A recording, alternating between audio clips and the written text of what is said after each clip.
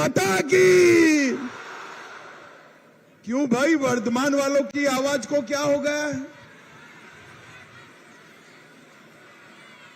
मोदी जी को फिर से प्रधानमंत्री बनाना है या नहीं बनाना है?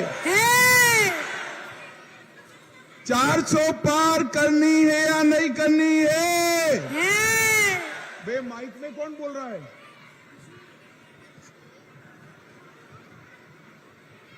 बंगाल में 30 से ज्यादा सीटें जीतनी है या नहीं जीतनी है? तो मेरे साथ दोनों हाथ उठाइए, उठाइए दोनों हाथ। विजय के संकल्प की मुट्ठी भींचे और प्रचंड आवाज से बोलिए, भारत माता की। वंदे वंदे, जय श्री राम, जय जय श्री राम। मंच पर उपस्थित हमारे केंद्रीय मंत्री श्रीमान मेघवाल जी, गोवा से आए हुए भाई सतीश दौंड जी, श्री संजय सिंह जी, श्री विद्यासागर चक्रवर्ती जी, सुनील गुप्ता जी, गोपाल चट्टोपाध्याय जी, जितेन डोकाल जी, और आज यहां पर आए हुए प्यारे भाइयों बहनों माताओं और मेरे जिगर के टुकड़े जैसे युवा मित्रों, आप सभी को मेरा नमस्कार। भाई और बहनों, आज मैं यहां पर भारतीय जनता पार्टी के उम्मीदवार श्री असीम सरकार, आगे आओ असीम जी, यहां आ जाओ, यहां खड़े रहो जरा। असीम सरकार जी को जिताने की अपील करने के लिए आया हूं। जोर से ताली बजाइए असीम सरकार जी के लिए। मगर मैं आपको बता देता हूं, असीम सरकार के नाम के सामने कमल के फूल का निशान है। उस पर जितना बटन दबाओगे, हर वोट नरेंद्र मोदी को प्रधानमंत्री बनाने के काम में आने वाला है। भाई और बहनों, मैं यहां पर 108 शिव मंदिर, सिद्धेश्वर काली मंदिर, सर्वमंगला मंदिर, बाबा बुरोराज मंदिर, ये सभी मंदिरों को प्रणाम कर कर मेरी बात की शुरुआत करना चाहता हूं। भाई और बहनों, ये चुनाव जो है वो तय करने का चुनाव है कि देश की जनता को, बंगाल की जनता को परिवारवाद राज चाहिए या राम राज्य चाहिए। मुझे बताओ, आप भतीजे को सीएम बनाना चाहते हो क्या? जोर से बोलो, भतीजे को सीएम बनाना चाहते हैं क्या? मोदी जी को पीएम बनाना चाहते हो क्या? तो मोदी जी को पीएम बनाना है तो असीम सरकार जी को वोट देकर उनको सांसद बनाइए। भाई और बहनों, मैं आज वर्धमान वाले को, भाई ये मीडिया वाले सेट कर कर बैठ जाओ, जरा नीचे बैठ जाओ प्लीज। मीडिया वाले कैमरा सेट कर कर नीचे बैठ जाइए प्लीज, पीछे दिखाई पड़े जरा, प्लीज बैठ जाइए। वो फटका वाले भाई बैठ जाओ जरा, वो ब्लू शर्ट बैठ जाइए। मुझे बताओ वर्धमान वालों, अयोध्या में राम मंदिर बनना चाहिए था या नहीं बनना चाहिए था? जोर से बोलो, बनना चाहिए था या नहीं बनना चाहिए था? एक कांग्रेस पार्टी, तृणमूल कम्युनिस्ट सब मिलकर 70 साल तक राम मंदिर के मसले को अटकाते रहे, भटकाते रहे, लटकाते रहे। आपने मोदी जी को 18 सीटें दी, दूसरी बार प्रधानमंत्री बनाया। मोदी जी ने 5 ही साल में राम मंदिर का केस भी जीता, भूमि पूजन भी किया और प्राण प्रतिष्ठा कर कर जय श्री राम कर दिया। भाई और बहनों, कई सालों से हमारे देश की जनता और राम भक्त चाहते थे कि अयोध्या में राम मंदिर बने। ये लोग रोक कर बैठे थे और जब राम मंदिर बना तब उनको निमंत्रण भेजा गया। ममता दीदी को भी दिया, भतीजे को भी दिया, मगर वहां नहीं गए। क्यों नहीं गए मालूम है वर्धमान वालों? क्यों नहीं गए? ये वो घुसपैठियों से डरते हैं, इसलिए रामलल्ला के प्राण प्रतिष्ठा में नहीं गए, मगर मोदी जी ने प्राण प्रतिष्ठा कर दी। भाई और बहनों, मुझे बताओ, कश्मीर जो है हमारा है या नहीं है? जोर से बोलो, है या नहीं है? धारा 370 हटनी चाहिए थी या नहीं हटनी चाहिए थी? ये ममता दीदी कहती है धारा 370 मत हटाओ। अरे ममता दीदी, आपके कहने से देश नहीं चलता। मेरे बंगाल की जनता चाहती है कि कश्मीर में भारत का झंडा आसमान तक फैलाए, आसमान तक फैलाए। और भाई और बहनों, मोदी जी ने 5 अगस्त 2019 को धारा 370 को समाप्त कर कश्मीर को हमेशा के लिए भारत का हिस्सा बना दिया। भाई और बहनों, यहां पर बंगाल के अंदर, देश के अंदर मोदी जी ने 10 साल में ढेर सारे गरीबों के कल्याण के लिए काम किए। आपके यहां बंगाल में करोड़ों लोगों के यहां, गरीबों के यहां जो मुफ्त चावल आता है वो नरेंद्र मोदी जी ने भेजा हुआ है। 12 करोड़ लोगों के घर में टॉयलेट, शौचालय बनाने का काम नरेंद्र मोदी जी ने किया। 4 करोड़ गरीबों को घर देने का काम नरेंद्र मोदी जी ने किया। 10 करोड़ लोगों को गैस का सिलेंडर देने का काम नरेंद्र मोदी जी ने किया और 14 करोड़ लोगों के घर में नल से जल पहुंचाने का काम नरेंद्र मोदी ने किया। मगर ये दीदी मोदी जी की योजनाओं को नीचे नहीं पहुंचने देती। मैं आपको बताने आया हूं, वर्धमान वालों, असीम सरकार को जिता दो, 30 से ज्यादा सीटें मोदी जी की झोली में डाल दो। बंगाल में 5 लाख तक का सारा इलाज free of cost Narendra Modi ji करने वाले हैं।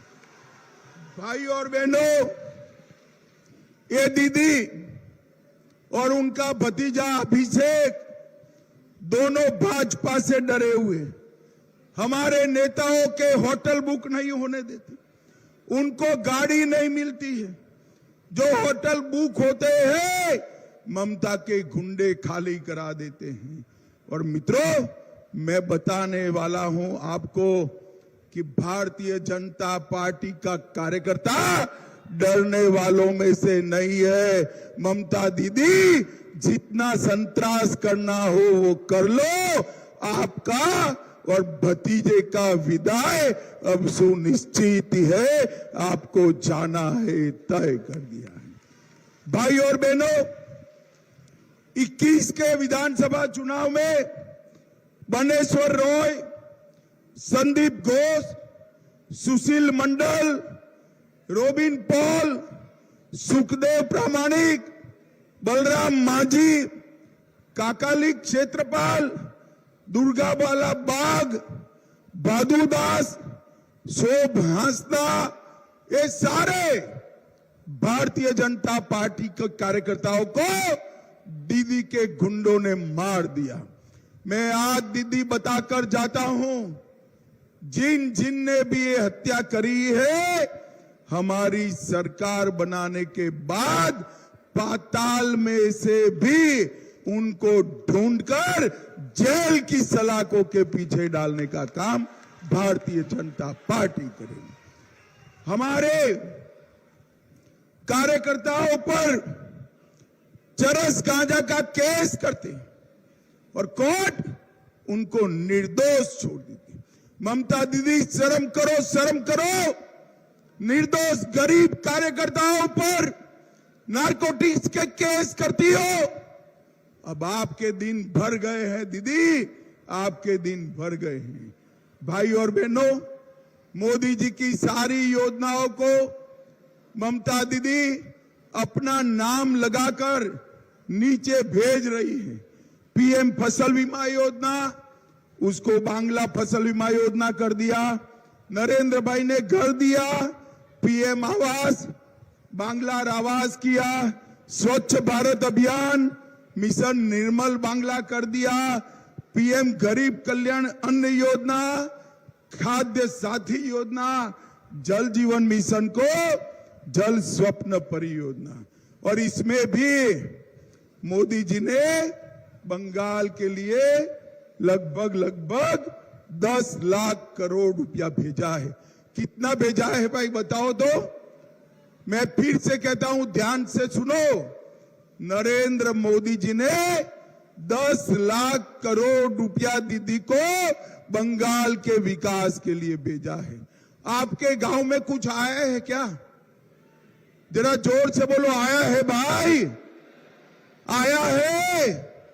कहां गया? कौन खा गया? ये तृणमूल के गुंडे मोदी जी के 10 लाख करोड़ रुपया भेजा हुआ खा गए हैं। बंगाल में परिवर्तन कर दो, 30 सीट जिता दो। हम ये पैसा जो आपका खा गए हैं, उनको उल्टा लटका कर सीधा करने का काम ये भारतीय जनता। ममता दीदी कहती है सीबीआई और ईडी रेड करते। अरे ममता दीदी, आपके मंत्रियों के घर में से स्टेज पूरा भर जाए, इतना रुपया निकला। 51 करोड़ रुपया एक ही मंत्री के घर से निकला। मुझे बताओ वर्तमान वालों, जिसके घर से 51 करोड़ रुपया मिले, उसको जेल में डालना चाहिए या नहीं डालना चाहिए? जोर से बोलो माताओं बहनों, डालना चाहिए या नहीं डालना चाहिए? दीदी, आप कितना भी शोर शराबा करो, जिसने गरीब बंगाल की जनता का पैसा खाया है, उसको हम जेल में भेज कर रहेंगे, जेल में भेज कर रहेंगे। माताएं बहनें यहां बैठी, संदेश खाली जैसी घटना दुनिया में कहीं देखने को नहीं मिली। अपनी वोट बैंक की राजनीति के लिए एक घुसपैठिए को संभालने के लिए एक महिला मुख्यमंत्री के नाक के तले सैकड़ों हजारों माताओं बहनों का शोषण करने का काम ये तृणमूल कांग्रेस के नेताओं ने किया। मुझे बताओ माताओं बहनों, संदेश खाली में जो हुआ है, करने वालों को जेल में डालना चाहिए या नहीं डालना चाहिए? जोर से बोलो, डालना चाहिए या नहीं डालना चाहिए? ये ममता दीदी कह रही है उनको क्यों जेल में डाला है। ममता दीदी, जिन्होंने माताओं बहनों के साथ अत्याचार किया है, वो सभी को जेल में डालने का काम। भाई ये बाहर ढोल बंद कर दो जरा, ये ढोल बंद कराओ जरा, बंद कराओ ढोल। कुछ कार्यकर्ता जाए ढोल बंद कराए, जिन्होंने संदेश खाली में ये अत्याचार किया है वो सबको जेल में डालने का काम भारतीय जनता पार्टी करने वाली है। भाई और बहनों, वर्धमान वालों, मुझे बताओ कि घुसपैठ रोकनी चाहिए या नहीं रोकनी चाहिए? जोर से बोलो, घुसपैठियों को रोकना चाहिए या नहीं रोकना चाहिए? ये ममता दीदी रोकेगी क्या? क्यों नहीं रोकेगी? क्योंकि उसकी वोट बैंक है। मगर मैं बताता हूं, आसाम में भाजपा सरकार बनी, आज घुसपैठ बंद हो गई है और वो दिन दूर नहीं है, यहां पर भी भाजपा सरकार बनेगी। मैं आपको गारंटी देता हूं, परिंदा भी पैर नहीं मार पाएगा, परिंदा भी पैर नहीं मार। भाई और बहनों, बंगाल से जो हिंदू शरणार्थी आए हैं, बहुत जैन शरणार्थी आए, उनको नागरिकता मिलनी चाहिए या नहीं मिलनी चाहिए? जरा जोर से बोलो, मिलनी चाहिए या नहीं मिलनी चाहिए? ये ममता दीदी सीए का विरोध कर रही है। मैं आज ममता दीदी को पूछना चाहता हूं, बांग्लादेश से आए हुए हिंदू, बौद्ध, जैन शरणार्थियों को नागरिकता मिले, इसमें आपका क्या तकलीफ है? उनका तकलीफ है उनकी वो घुसपैठिया वोट बैंक नाराज हो जाएगी। मगर मैं कहकर जाता हूं, एक एक शरणार्थी को नागरिकता देने का काम नरेंद्र मोदी सरकार करेगी। भाइयों बहनों, एक एक शरणार्थी। और ममता दीदी, आप नहीं रोक सकती। हमारे यहां वर्धमान जिले में वर्धमान का नया रेलवे स्टेशन बन रहा है। नेशनल हाईवे 19 चौड़ा हो रहा है। 1000 करोड़ से हावड़ा वर्धमान नवी रेलवे लाइन हुई। दुर्गापुर और आसनसोल के रेलवे स्टेशन नए बनाए गए। आवास योजना में 18,000 घर मोदी जी ने भेजा। 7 लाख लोगों को गैस का सिलेंडर दिया। जन धन योजना में हर महीने 5, अन्न योजना में हर महीने 5 किलो चावल नरेंद्र मोदी जी ने दिया। और मित्रों, मैं कहकर जाता हूं, और 3 करोड़ घर जिनके पास घर नहीं है, ऐसे गरीबों का नरेंद्र मोदी जी बनाने वाले हैं। भाइयों बहनों, पूरे देश में विकास हो रहा है। हमारा बंगाल पिछड़ गया है। यहां पर भी 30 सीट मोदी जी को जिता दो, बंगाल को हम देश का नंबर 1 राज्य बनाएंगे, नंबर 1 बनाएंगे। हमारा सोनार बांग्ला का कल्पना अगर कोई साकार कर सकता है तो केवल और केवल नरेंद्र मोदी कर सकते। ये ममता दीदी माटी और मानुष की बात कर आई थी और सरकार बन गई मुल्लाओं की, मदरसों की और माफियाओं की सरकार बनी। माटी मानुष की सरकार अगर वापिस लाना है तो केवल और केवल नरेंद्र मोदी ला सकते हैं। भाई और बहनों, आने वाले चुनाव में चिलचिलाती धूप है। आज भी 45 डिग्री टेम्परेचर में आप हजारों की संख्या में यहां आए हैं। मगर उस दिन गर्मी की परवाह मत करना। 1 घंटा अपने बंगाल के लिए निकालना, मेरे भाई, असीम सरकार को प्रचंड बहुमत के साथ जिताना। मोदी जी को तीसरी बार प्रधानमंत्री बनाना है। मुझे बताओ वर्धमान वालों, कमल के निशान पर बटन दबाओगे क्या? अरे जोर से बोलो, दबाओगे? असीम सरकार को जिताओगे, मोदी जी को फिर से प्रधानमंत्री बनाओगे, बंगाल में 30 से ज्यादा कमल खिलाओगे, तो मेरे साथ दोनों हाथ उठाइए। सभी माताएं उठाए कृपया, सभी माताएं संदेश खाली का सब लोगों को जेल में भेजना है, उठाइए हाथ, दोनों हाथ उठाइए, मुट्ठी भींचिए और बोलिए भारत माता की जय श्री राम।